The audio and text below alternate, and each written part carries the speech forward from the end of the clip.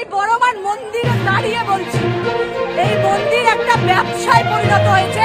ধর্ম হোক যার যার, বড়মা সবার, এটা একটা বেকার স্লোগান।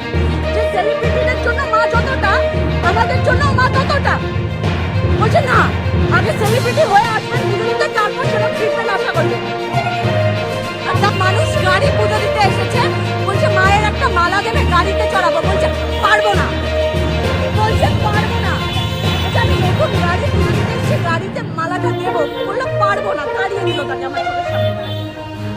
সেলিব্রিটিদের ব্যাপার আলাদা, সাধারণ মানুষের জন্য এগুলো অ্যালাউড নয়।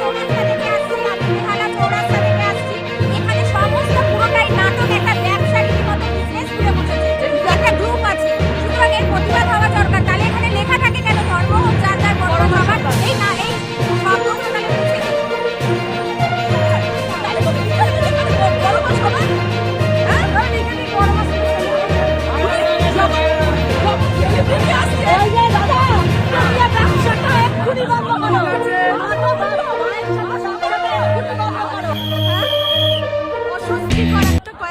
এখানে একটা ব্যবসা চলছে। এখানে যারা পুজো দিতে আসছেন, বড়মার কাছে তো পুজো যাবেই না।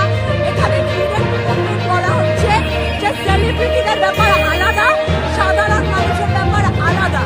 আর এখানে কয়েকটা অশিক্ষিত মানুষ আছে, এইগুলো করার জন্য।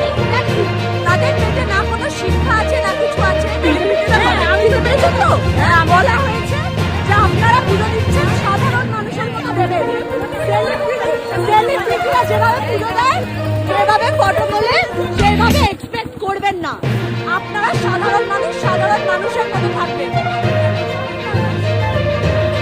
আপনি ভিডিও দেখেন, সেগুলো